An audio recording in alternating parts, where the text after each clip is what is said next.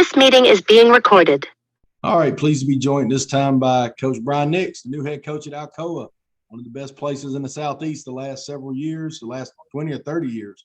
Coach been a long-time assistant there, just became the head coach. So congratulations, Coach, on a great career already there, and congrats on the new job. Thank you. I appreciate that. Yeah, let's get to it, man.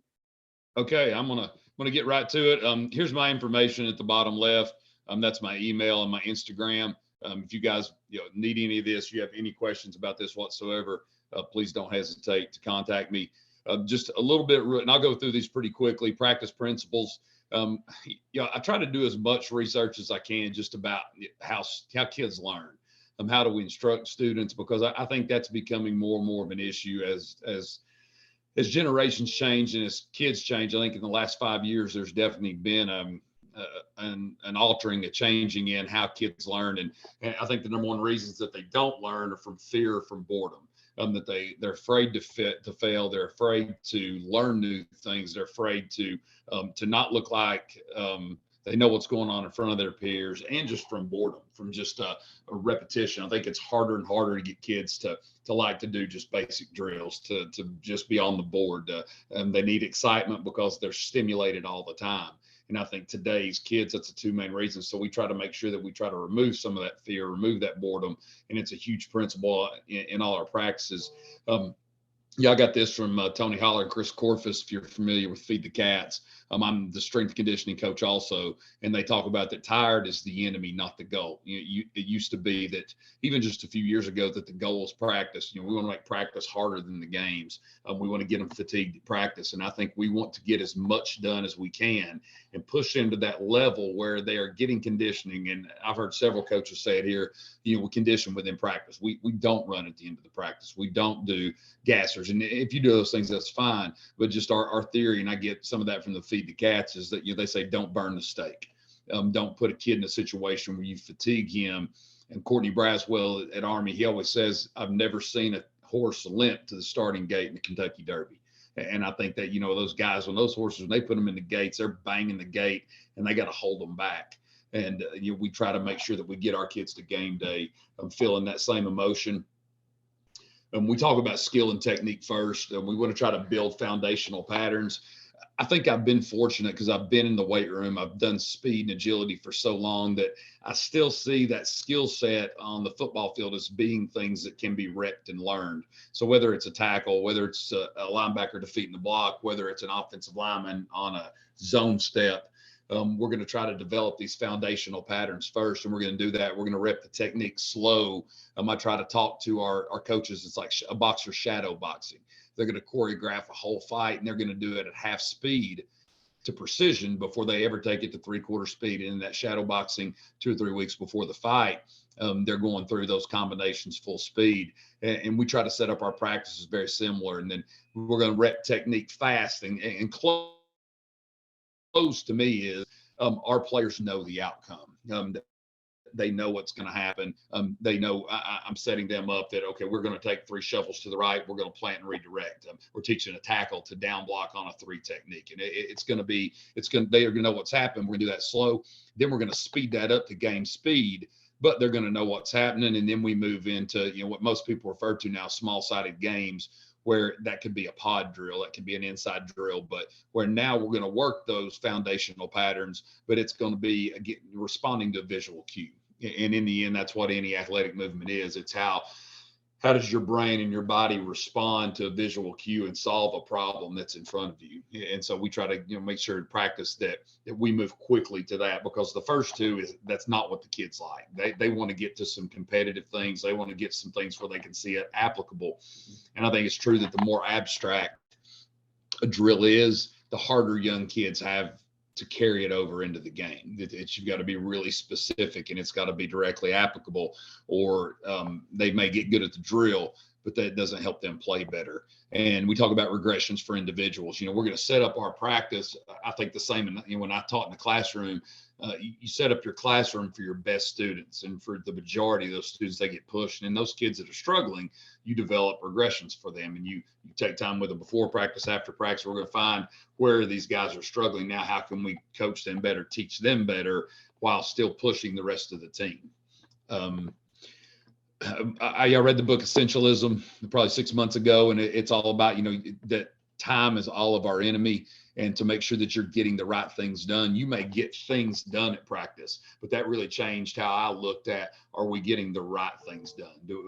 And I think it really encapsulated that to me, that in practice, we want to solve problems, and that it's a dress rehearsal. We want to put our kids in stressful situations. I heard, Adam Gaylor, who to me is as good as there is in the country. I mean, that guy, anytime I read his stuff, I watch his film, I get something from it. And he talked about, we script for failure. He said that we script, and I've said that before, that we want to apply stress. We want to give them the hardest situations, because if we can handle that, then all the other situations should take care of themselves.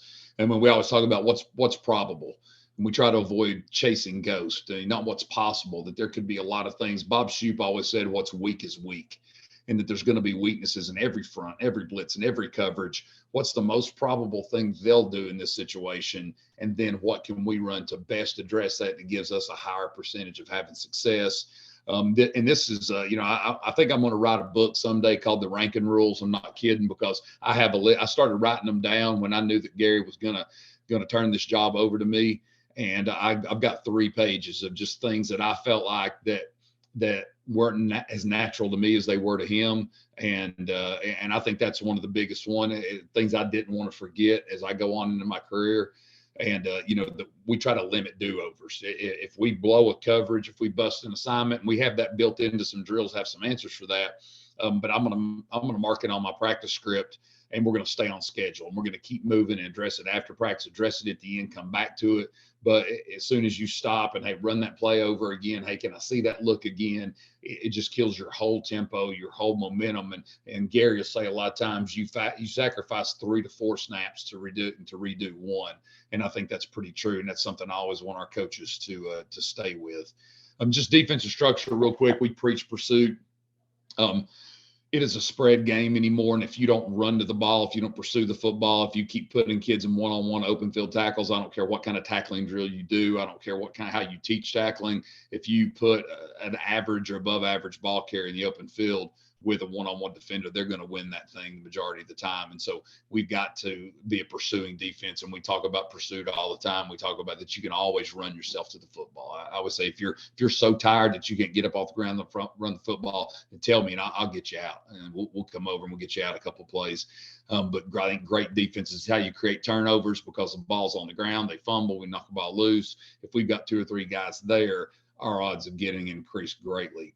And I stole this from Dean Pease at the Alabama Clinic 15 years ago, probably when Coach Saban just got there. But, it's great defenses and really great defenders. They play with their eyes, they play with their hands, and they play with great pad level. And so I always talk to our coaches, no matter what we're doing, no matter what blitz we're running, no matter what coverage, see their eyes. What are they looking at? Are they playing with their hands? Are they defeating blocks with their hands? Are they rerouting defenders or routes with their hands? And are they playing with great pad level? And if we get good at those 3 things, we don't have to carry a lot of scheme to be a pretty good defense. And so I always, and I've got that up in our coach's office, and I want them to always remember that's what should be our calling card. If someone watched our film, our guys should know who they're looking at. They should have eye discipline.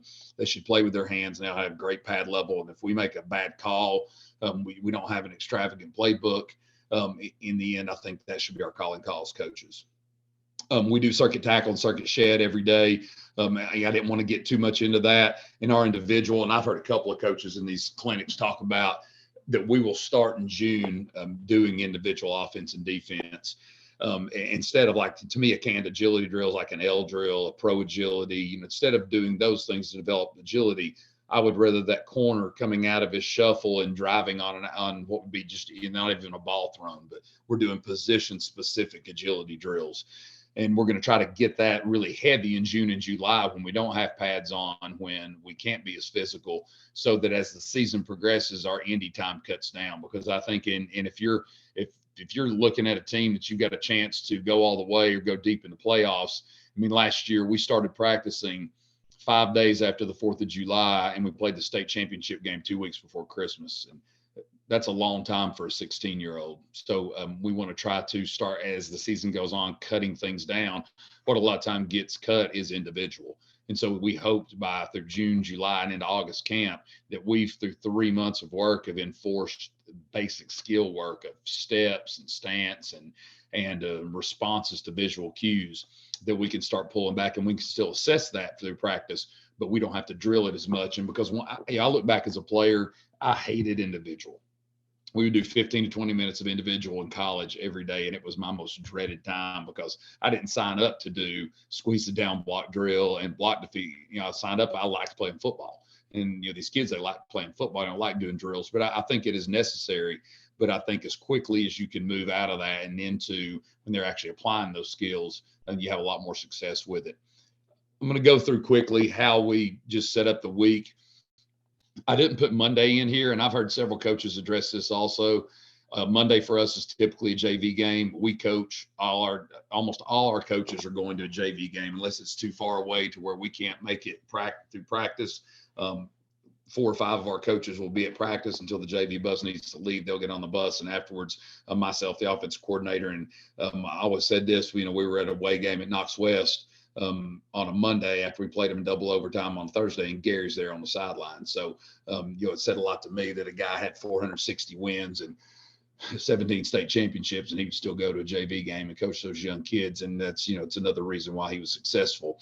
But we will do, and I heard a couple of coaches mention this, and I think it's a great point of that if we don't have a JV game, a lot of times for us, a Monday will be a Tuesday will be a Wednesday, and a Wednesday will be a Thursday. We'll move everything back, and we'll try to be more physical. I agree with that completely on Monday and Tuesday, and then we can always pull back on Wednesday. And what a lot of times happens if you pull back too much on Monday and then you go physical on Tuesday or Wednesday, either one of those, and you have a rainy practice, you have to go inside, and you have weather issues, then you've lost 2 days, whereas you can always pull back at the end. So sometimes these will be moved forward. And Monday is, as several coaches have mentioned, for us, a lot of individual and a lot of team, because we're a school of less than 700 kids. So we average from as low as 65 on a team, and that's 9 through 12, to as many as 85. So sometimes when our JV is gone, and in some years we've been able to play freshman and JV games, and we've been fortunate for 3A school to do that. We may be left with 20, 25 kids. So we have to get creative about what we do on those days. But it's nice when we do have the full team that we can do that. But these are just the way our practice is set up. A lot of our kids will work both ways. We try to make our front 7 on defense be one-way starters, but most of them are going to have to work as a backup because it would be such a drastic drop-off between them and the next guy. We try to make our offensive line strictly one-way players, with a couple of those guys working as backups for the defensive line. And that's always an exception if we've got just a stud. If you've got a guy who can come over and give you 25 or 30 snaps on defense and just be dominant, you're crazy not to put him over there. But also, we feel like that we've made do a lot of times with a 5'10", 195-pound defensive lineman that probably couldn't be a great offensive lineman, but that's all he does all day long for 2 years is play defensive line. And then by the time he's a junior, we can play him. And I think going both ways is hard on big guys. I think those skill guys can do it, and it's much easier on them, but I think it's hard on big guys. So our setup is in relation to having guys that play both ways. And so they're going to work both ways in practice. So we're going to practice on that. We're going to practice offense and defense every day. And it's going to average on offense anywhere from 30 to an hour and a half. And I say it jokingly because Gary was the offensive coordinator for a long time. So, if your head man's an offensive guy, it's always going to lean. If there's any extra time, they're going to get it. So we became, very, efficient at how we utilize that time. And so we would go inside run, and we're full pads on Tuesday. So once again, if we did that on Monday, we would be full pads on Monday, shells on Wednesday. But we would do red zone and base runs, and I've got a little bit of film on that. 7-on-7, we do a half line 7-on-7 on Tuesday, and I'll show you some film of how we do that. And the emphasis on Tuesday is short yardage, boot, play action, and RPO, simply because we are in full pads. I think you can get a better look. It's hard to run a boot or a play action in 7-on-7, and it's hard to do it when you're not in full gear without that true threat of the run. So we like team on Tuesday to be majority. That's when we're going to work third and short. So we will work a third down script on Wednesday and Thursday, but it will be limited third and short, much more third and medium, third and long, third and extremely long, or a fourth and long call, because we're not going to be in any pads on Thursday, and we're just going to be in shells on Wednesday. This is how Wednesday will be set up. We'll do inside or team move the field.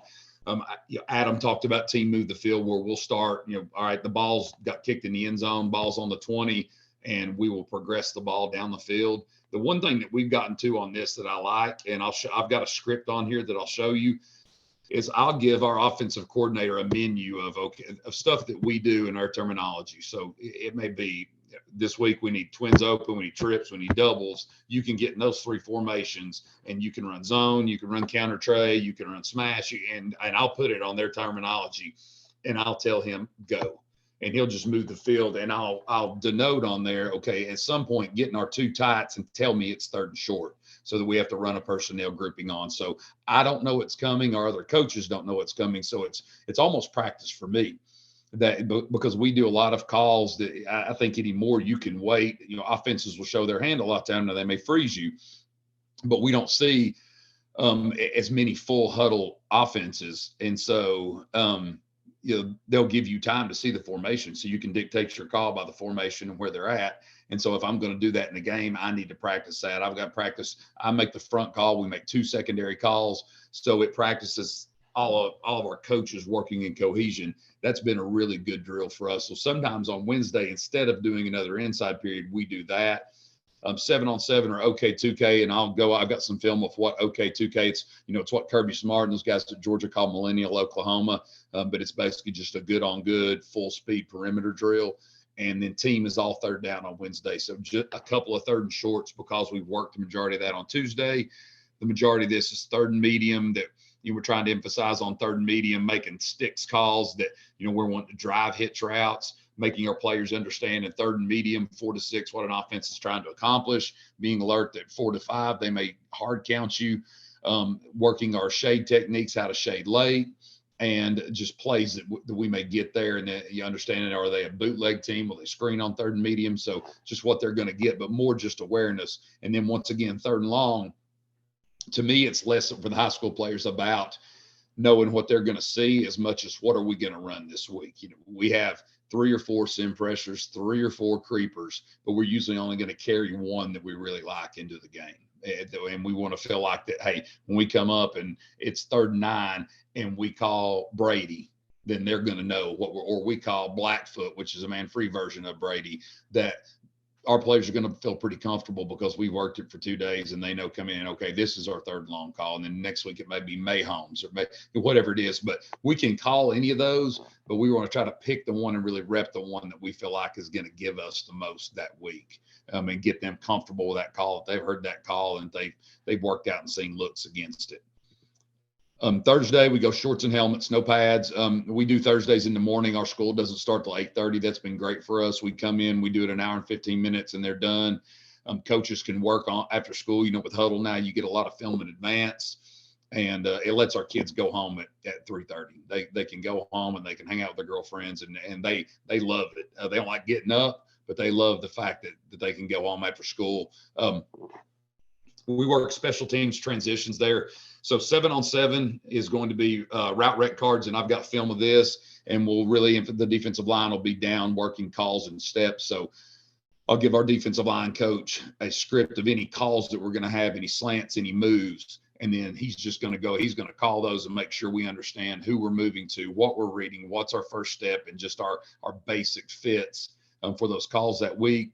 We'll do team move the field, and we will either do it once again as our offensive coordinator, and it's a true dress rehearsal. All coaches on the sideline. He's got that menu of plays, and with our terminology, he can call it from the line. He can freeze us. We can work changing calls. But I'll make sure throughout the week, if we've had any problem plays or formations, I'll tell him, okay, make sure you run naked boot into the boundary twice, or make sure you run our RPO, glance RPO, or make sure you show us a 4 strong over formation, something that we've had an issue with that we've corrected on film. We corrected after practice. Now let's see and make sure that we've got it fixed. Don't just say, well, we addressed it. But if we still get it wrong, then either we need to change what our correction was or address it again. Team third down is the exact same script from Wednesday. Coach was just saying 2 sessions ago that, once again, I want them to feel pretty comfortable. Those third and medium, third and longs, any 4th and long call that would come up. Hey, we got 1 4th and long call, and hopefully they don't, if they're getting 4th and long a bunch, we probably got, things are going pretty well. But I want them to know what it is. I want them to feel comfortable with that call. I want them to have heard that call. And, a lot of our older guys, we practice it, our juniors and seniors, they can use and make the call for me. And I'll tell them, okay, we're practicing these in order. This is going to be our first 3rd and long with this personnel grouping, our second 3rd and long. And, we're going to blitz them on the first one. We're going to drop 8 on the second one, or vice versa, and just get them understanding, and that gives them some confidence about what's happening. And we can repeat any corrections that we had from Wednesday. So if we had an issue, if it was assignment by hours, formation issue, a play, whatever it may be, that we could address that there. And we'll always make sure that we do a short red zone period, that we work our finish, and that's our end of the game. And we do a field goal finish and a regular finish. Do they need a field goal, or do they need a touchdown? And then we go over all our block teams. And we talk about special teams transitions. And so we'll go back and forth. The offense may go for an 8-minute period, and then the punt team will come out and we'll get them in, and then the defense will go and punt return. And I think that's important. Someone yesterday was talking about it, how that's something that doesn't get worked a lot. Is you may have your dime package in, you may have your drop 8, your nickel package, and then you go to punt return. That's different. And trying to emphasize to them, look, if you got to know if you're on punt return come out, and you got to know, no matter if you were out there, that you're not. I think that's probably as pivotal, knowing that you're not on punt return, that you're not on punt team. If we had heavy personnel in an offense and then we run the punt team out, you got to know that you're not on that, and so that you're off the field. So we try to work those transitions in on Thursday. Okay, so inside, what we try to do on inside, this is 4 reps of inside versus counter G. This is shells. And we always talk about tackle expectations. We tell them before period. And I love that Adam, once again, and he has, I wrote it down and I copied. He talked about the 3, I think, I forget what he was like, thud, wrap. And I was looking at my notes I took from his, I was watching his today. But we talk about, what is the expectation of this drill? Do you want it wrapped up? Do you want you to track the hit and tag the hit? Do we want to wrap and drive? Or is this hey, this is a 3 plays of live, we're tackling to the ground. And I think that allows them to know what's expected. And then that doesn't allow you to get complacent where we said tag, or we said wrap, and we run and tag off, and then they don't know the expectations. What we try to do in inside, I'm going to let this play, is so I'm going to give them a play of counter G. So that's GY counter. And I'm going to give them a card with our offensive terminology of what, and actually, okay, this one's power. I'm sorry, but they're going to run the same play 3 or 4 times in a row. So they run this power play, and then they're going to come right back to the line, and they're going to run it again. And we've made a different call, or we may make the same call, because what we feel like sometimes is, you have an issue with the play, a guy doesn't fit it right, and you tell them, but you never rep it again. And so right then we can I don't have to say run it again. I'll tell the offense and inside, okay, get up here, and it'll say on the card, run it 3 times to the right, 3 times to the left. Then I can say, just keep running it. Then what we can do, so we've gotten 2 where it's a Liz call for us. We've declared strength to the left. Now it's the exact same play, but now it's a rip call for us. So now we've gotten that power play to the right. Now we've just changed the formation. So we've taken that slot that was over, and it was twins open to our left. Now it's twins open to our right, and it becomes a weak side power. And so now we get the offensive line stays right there. That slot flips over. We go rip, rip, rip. We may stay with the same call. We may change the call. And I got this, and this may be an elementary thing, but Bobby Petrino, when he was at Western Kentucky, practiced at our place, and they would come up and they would run the same play 6 or 7 times, and all their possible calls against that formation. And I was like, man, and then they had, of course, a whole other scout team ready. And if I had more guys, they would have a whole other scout team ready, and they would come up with that play, and they got more done in 20 minutes than anybody I've seen. And then so same, now it's a rip call, same power play, and we've changed the call. Now we've gotten our over front, and we've looked, and just like everyone, we're not getting a great look right here, but I can get lined up. I can get the call. I can see that my linebacker's coming and fitting on the down block. And we've ran 4 plays in less than 2 minutes, and we've made either 4 separate calls or been able to correct the previous call. So that's been really good for us in inside. We'll do inside and no pads. And we talk about point of emphasis being your read, your fit, and your technique. We say great defenders play with their hands. You should use your hands without pads. You can see our defensive end here, outside linebacker standing up to the left. He's got that tight end, and this is against eye. I mean, this is against a predominantly eye offense, but once again, this is the semifinals, and we're sitting here and we just go after about the second round of the playoffs, we go full pads or pads at all 1 day a week from the third round on, just because we feel like it's been so long. And our offensive coordinator always says, once a dog will show you, he'll bite. Don't make him do it again, and don't make him do it every day. And I think that's an emphasis for us. And so here is, are we playing with great pad level? Are we playing with our eyes? Are we playing with our hands? And, here's another look at it. Once again, we're running the trap again, and we got a different call. And our one technique, the center blocks back. He steps to the guard. Our linebacker fits look good. We've got a call where we're running that backer through. Now you can see on this one, that guard, he misses the pull and he's late to it. Okay, so that's something I can address. We film everything. We got a drone, and that's been the best money we've ever spent, because I love this because it's from the point of view of the player. We don't watch the whole thing with the players, but what we will do is I'll watch every snap. Me and my defensive line coach and outside linebacker coach, we'll watch inside together. I'll watch the 7-on-7 and perimeter stuff with our secondary coach. And then we may find out of 30 clips, we may find 8 clips that we need to show some individual kids. Because I think the kids like watching themselves, but I don't sit down anymore and watch 20 minutes of film. I used to sit down and we watched every snap of inside, and I started looking side to side, and kids are falling asleep. And so I want them to know, hey, you sit down here, it's going to be less than 10 minutes. And if we did something perfect, I'm going to show them that. Justin Wilcox, who's Tennessee, always had the good, the bad, and the ugly film rolls. But we're going to try to emphasize, okay, here's the issue that we had. And that allows us to coach on the fly, to move fast, to get a ton of reps, because if we have corrections, we can make those off the film. And so just once again, just emphasizing, just like our right defensive end right here, that's a good job by him. He's squeezing the down block with no pads. He's keeping that down block, some type of option look, some type of trap look, that he's keeping that down block off of that linebacker like we would ask him to do, and there's no gear. And sometimes you get more out of this because the scout team's not getting knocked around, and you get some better looks. When we do inside on Tuesday, it's always, we start with red zone, 4 plays. It's good on good, 11 on 11, and it's the first O-line against the best available running back. So we'll get the first O-line, first tight ends, and the best running backs that we can get that aren't starters on defense. And so this is just a play you can see here. And this, once again, our offensive coordinator, I will give him, hey, I want to see these 2 or 3 formations, and I really don't care what you call. So our offense, I don't know what's coming here. This is not scripted. This is us. That's monster. That's our number one call. We had a move 2 call. That's good for our offensive line. They see the move, and then we see that we get a run through.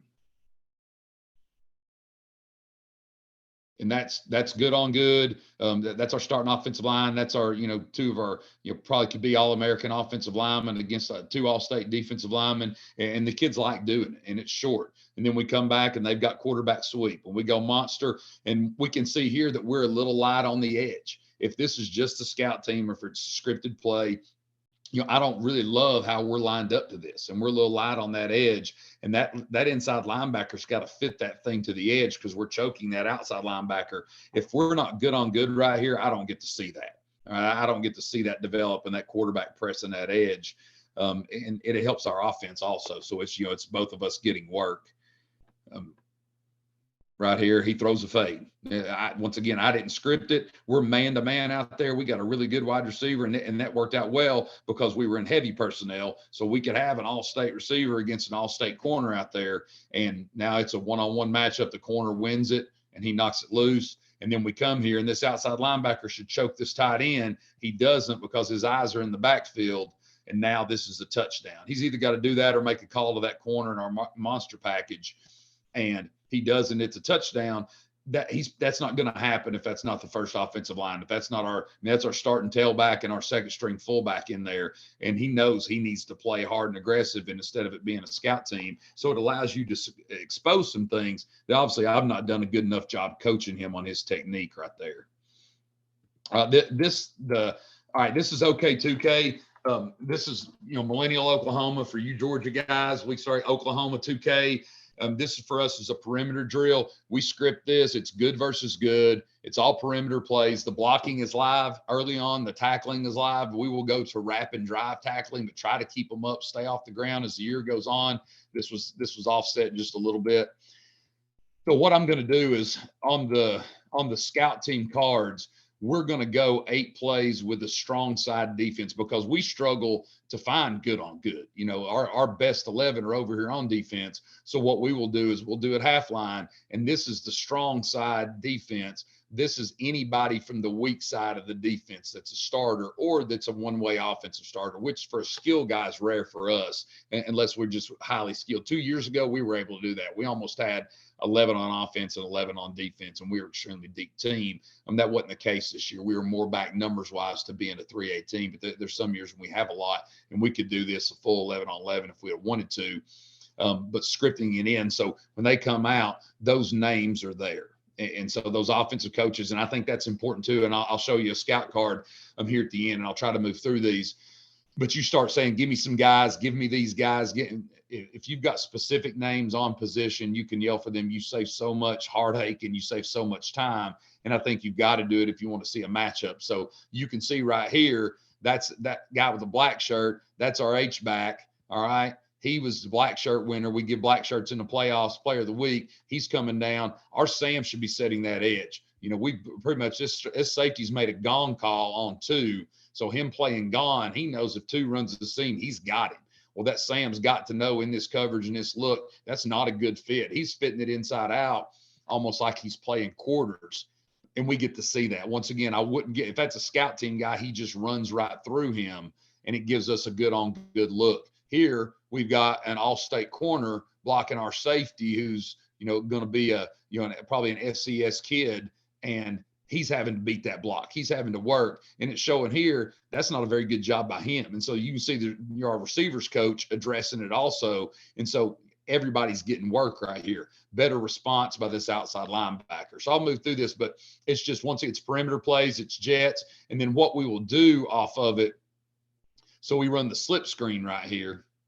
And then what we'll do a lot of times is we'll come back, and if these guys are overplaying it, so all 3 guys are running and just annihilate the slip screen, then the next play, our offense coordinator who runs this, he'll run it up off of it. I don't have to tell him to do it. And I always tell him, if you can get us, get us. If you see something where we're overcorrecting, where we're just playing the play, exploit us and get us, because I would rather him exploit us on Tuesday or Wednesday than another coach do it on Friday. And I'll go all the way through. Here's the weak side look. So now, once again, when we're done with the strong side, we're going to come back over, run 6 to 8 plays to the weak side. Now all those strong side defenders are going to come over, split up, and run the scout team, and the weak side defenders will go. So sometimes for us, this is a nickel, which is a jack for most people in a 3-4, or sometimes it's just a wheel backer, corner, and safety. And what we do a lot of times is we will do good on good for 2 plays, then bring scouts in for 1 to give these guys. We don't expect these guys to go. I don't think a kid's going to go against his buddy 6 plays in a row, all out effort. And so we'll let them know, okay, hey, you guys go 2. We'll get the young guys in for 1, give you a break, get you on for 2, and then get you back off. But I think that's the gist of OK2K, and it's been really good for us. You can see we ran a sweep right there. We bring our nickel in. We got a nub formation, so we bring him down from pass rush. Now it sees that corner's got a trigger, and that safety's got to leverage and run inside out. Okay, half line 7-on-7, how we do this, I'll try to move quickly through these. We do the same, we'll call the same coverage and the same route back to back. So let's say we got trips right here. We got this called, and we've got this coverage called, all right? So we're going to run the route to the strong side, all right? You can see the Mike linebacker doesn't play this right. He should, number 1, should reroute 3 out of the seam, but then he should get his eyes, because of the coverage we're playing, his eyes should now go to 1. He's standing and looking at the quarterback, and we give up the dig over the middle. All right, so now we go immediately to the weak side. The strong side is going to stand there, and the weak side is going to run their route. Okay, they run double slants. And then now, all right, so we run double slants. We come right back to the strong side. So while we're transitioning from one to the other, I can tell him quickly, look, you got to reroute 3 and find 1. Now we come right back and we run the exact same coverage. We run the exact same route because now he can make that connection. He's trying to reroute 3. Okay. And we got a freshman run that route and doing a good job for us. He's a fast kid. And now he looks his eyes and he finds 1. And now 1's got to go all the way across the field where a lot of other people, and that's a good coverage. So it allows us to correct our mistakes. Now, if we do it the first time, we come back over. If it was perfect, I may go ahead and change the coverage. We'll go back to the weak side. And now we went quarters. We went the same coverage, but once again, we did a slug up, a slanting up. So, and I will script that in a lot of times. I'll say run the slant because in quarters, I mean, they're driving the slant and they're driving it hard. Now that corner's got to be aware he's not leveraging the upfield shoulder. He's trying to undercut that route before the front hands off the football. And once again, we make them be honest, and it allows us to, and now we can come back the next one. We'll run that same route. So what we usually do is run the same route 4 times, usually run one coverage twice, another coverage twice. And so once again, now over here, we would have run that same coverage, but we come back and call it again to hopefully get a better look. And it's still not a great look because I don't think he thinks we're going to come back and do it again, but it allows us to see what the issues are and to try to get the issues corrected within a practice. We don't have to do it over again, but we don't just mention it to them, tell them the coaching cue, and then move on from it. It allows them to actually execute it and just develop those good habits. I'll move through those. Route rec, it's Thursday walkthrough. Offense has route rec cards, and we got this from Alabama years ago. A lot of other good coaches do it, but we're going to have a card, and all these guys, this is Thursday morning or Thursday practice. There's no pads. Everybody's got a piece of paper. We'll say play 1. So they'll run and we'll call the coverage. He'll run the motion, and we'll run the route. No ball will be thrown. We get a slip.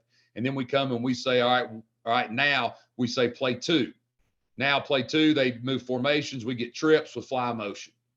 So we're going to call a coverage against it. We've called a coverage. That's how we adjust the trips fly motion. We'll say play 2 again. So they'll stay up there. We'll get fly motion. Now we've called a different coverage. We've called a man-free coverage. Now that linebacker's got to carry that guy out, and we're rolling through it.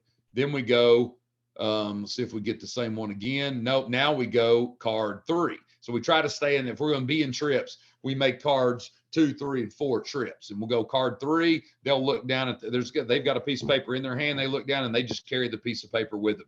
When we're done with this period, they wad it up and throw it on the ground. But we'll get this. A lot of times it's an 8-minute period, and we'll get 18 to 22 reps in an 8-minute period. Calls on the field. No coaches are back there, and we're getting as much as we can get done on a Thursday morning. And checking, once again, we're checking for understanding. If we fly motion that back and we blow it, we're gonna say, hey, that's an issue, it's a problem. We'll mark it and we'll go back to it, and I'll show you that on the script. But that's route rec cards. I'll show you those cards. Team. We go, it's 11 on 11. We go back-to-back plays just like we do in inside, and we try to focus once again, run, play action, RPOs, and boots. We feel like we get our best look at those in our team, so our teams may, predominantly of that. But on a scout card, we may go ace, and I might run 4 zone, put it in our personnel, and I may put ×3. And they're going to go line. They're going to run that play 3 times in a row because this may be a staple play for an offense that we're playing, and I'm going to run our top 3 calls. Or what I'm going to do is if we run it 1 time and our call's good, the second time we call another call and we mess something up, I won't tell you because I've got three chances built in there. I'll go ahead and just run that one again and scrap that 3rd call. And I'll just circle it and know that I've got to come back to it in a walkthrough. I've got to get it tomorrow, the next day, or I may just draw a line through it and say, okay, we're just going to stick with these 2 and we're going to throw that out right there. It's 2 days. We've not gotten to it. We're having issues with what we like, is our second best call. And so we do that with team, regardless of what offense we're seeing and whether we're in pads or not. And those are just clips of our team period. Once again, there's nothing revolutionary. All right. So last thing I wanted to show here. All right. Okay. Are we good? You guys still seeing this? Yeah, we see it, Coach. Okay. All right. So this is just an example of our route rec cards. So, on Tuesday, this is 6:15. Now I can't see that. I just see the First screen, it says "We Are the Storm." Okay, hold on. I don't know if there's a different screen. All right. Share.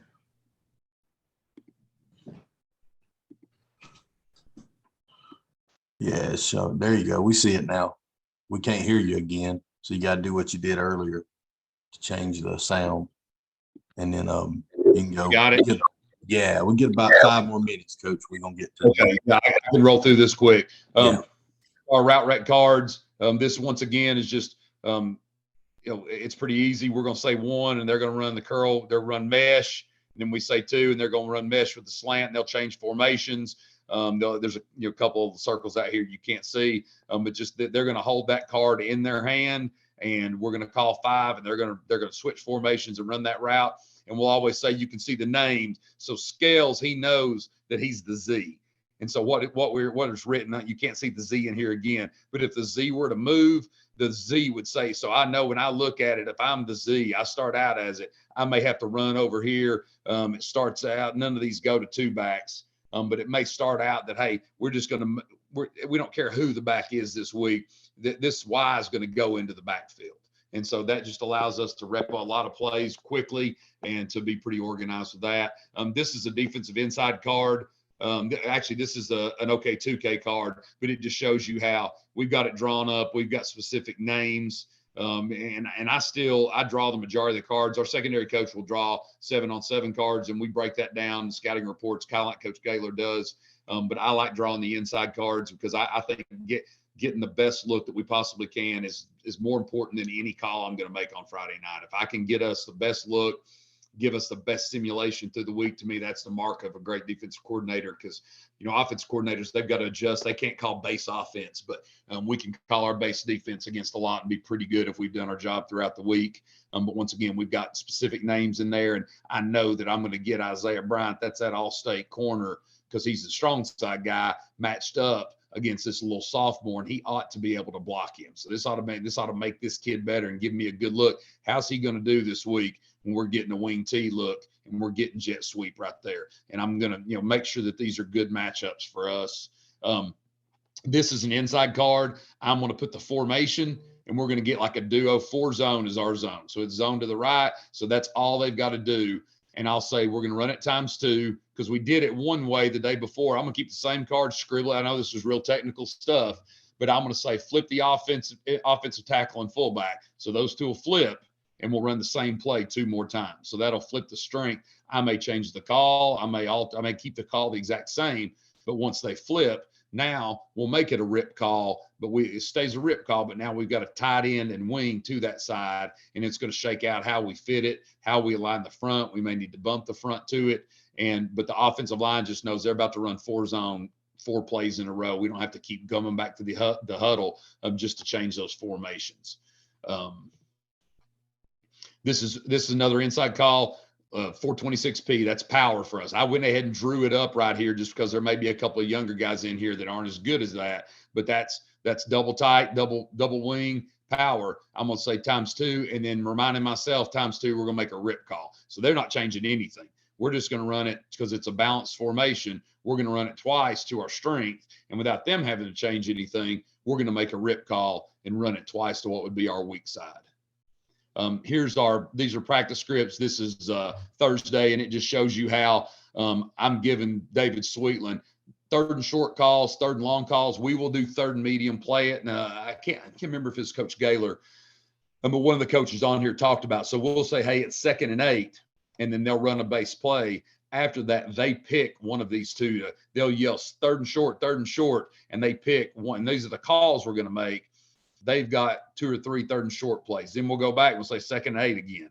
And then after that, they may yell 3rd and long. Okay, we've held them this long yardage. We've got to get dime personnel. We go back to 2nd and 8. Hey, the 2nd and 8, dime personnel's got to get off the field. We got to get our base back in. Same thing here. It could be 3rd and short. We could have our big personnel in. So I'm saying, look, big under, that's our number 2 call. Then we go 2nd and 8. The big personnel is going to get back off. Base got to get back on because they converted the 3rd down. And so that's something we think is pretty good for us. And this is an example of just of our script. The scripts, I write them in. I write all the scripts And I go over the calls the day before with our coaches, but I'm going to put it all in. Our secondary coach will do 7-on-7 for me sometimes, but these are just all the notes. Is once again, I'm circling this. I'm saying that we must have had an issue with it. I'm writing stop right here because in one period we stopped and we didn't get to that. And so, and I've got notes on here, and I'm always just because I think it keeps me from having to stop things. Once again, you can see this team period here. We stopped right here. So I know we didn't get to these calls and we didn't get to these plays, and we either got to do them tomorrow or we got to know that we got to do it in a walkthrough. Sam Sefkes, I thought was a guy that really taught me that you can count those walkthrough reps, or don't just rep the stuff that you're doing in practice. Try to find that stuff that you've not been able to get to, and address that in walkthrough. So it's a working it's a working thing as we go our script, just because it allows us to adjust in what we've done and make notes on it so that we can make sure we're progressing through what we need. Guys, that's all I've got. I know I hate that it got started a little slow. I was trying to work through. But yeah, that's it. Wasn't no problem. If anybody's got a question, ask the question and we'll get on to the next one. But man, that was great. And no wonder you guys are so successful. It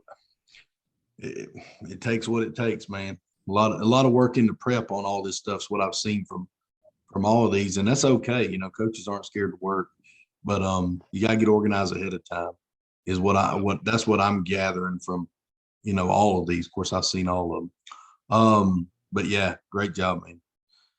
What you learned, I'll get you out on this. So far, what's the biggest difference in being the defense coordinator of the 9-time state champions or whatever it is to now being the head coach? What's the biggest difference? That's the one thing that, in the spring, Gary let me do a whole lot. Mm-hmm. That's the biggest secret to success is he did not micromanage things. If a parent came in a little pissed off, he'd let me deal with them. The off-season workouts, if I wanted to try to schedule 7-on-7, there was so much he allowed me to do. If he hadn't have been that way, I probably would have left a while ago. Yeah. But he empowered me. You always want to feel like you're growing. You always want to feel like, man, that you're just being complacent and I'm not just happy, because I knew I wanted to be a head coach at some point. And, I've not had a ton, when I'll feel it is when we lose a game we should have won and everybody starts snapping. Yeah. Now it won't be bitching about ranking, it'd be bitching about Nick. No, that's and I'm right. not eat that, but of course it's, I'm the new guy right now, so it's all lovey-dovey right now. So I'm always loving on you one minute, that'd be the ones to be up and stand about we need ranking back. So but it's not been, I told the paper, I said, well, I got up the next day at 7 a.m. and did workouts like I've done for 16 years. Yeah. And once again, I think had Gary not been the type of leader that he is and let me do so much, it could have been a shot. It could have been, no, I've got all this to do. But he's, really, and I've got so much help, man. Goose. Yeah, you got some good ones. Yeah, you got some good ones. Offensive coordinator and David Sweetland, I don't have to look at anything, man. I can just give it to him. I got a great O-line guy in Goose, and Goose could be a football operations guy for any Division I program. Yeah. He's incredible with logistics and planning. And, day one, when we knew this was happening for a while. And when he said it, it was going to win January, and that tells you about how early it was. Me and him sat down with the counter, and he says, all right, this is the deal. We got to say, and we're mapping up, when Chick-fil-A is getting delivered game 6, so that's just so I'm so blessed to have. Yeah, you got some good ones. Man, I've got just to work with a great group of guys. Yeah, I'll tell you what, I was the head coach twice, and at both places the team were really, really not good the year before I got there. I think it combined 1-19. You doing the opposite, so I've never been in your shoe. I'm in the reverse situation of I turn around and beat the semifinals, they'd be ready to run me out of town. Which if you get beat in the semifinals, you'll be disappointed. No pressure though. No pressure. So I think that's where you want to be, though. Yeah, that's where you want to be, bud. That's where you want to be. Don't let anybody tell you different. I've got so much, so I'm thankful that this is my first time as a head coach. I'm 45. I'm ready as I could be, and I'm in as good of a situation, administration wise, support wise. I couldn't be better set for me to have success. That's for sure. It's a good lesson. I know we're behind, and I know this ain't what people came on to hear talk, but it's a good lesson for all the people, because my main topic that people want to talk to me about is being a head coach, But it's a great lesson and hanging in there and not taking the first job you can get, and you end up at a place where you know 95% of the country is wishing they had a job like you. So well deserved. You deserve it. You're gonna do a great job. But a good lesson for other people. That's why I brought all that up. A good lesson for others. Business that 10 years ago they tried to reach for head coaching jobs, and they're not even in the profession anymore because it just the whole experience. Just beating them up with dealing with parents, the lack of administration control, and just lack of involvement from the players, and it was a reach. And I've had a few, and I've had some really good opportunities, and that's where I've been blessed. I've been able to turn down some good opportunities because I love being at Alcoa and I loved working for Gary. But I wasn't tempted to reach for that situation where it was gonna derail my career. And I think I preach it to our kids. Some of the best players we've had at Alcoa, sometimes you got to wait. You can go to some programs. There's 50 other programs in the state, and you can start right now. You won't start for us till you're junior. But to me, it's like Mac Jones at Alabama a couple of years ago. Was if that transferred and started at 4 or 5 other SEC schools when he was a sophomore and junior. He waited it out.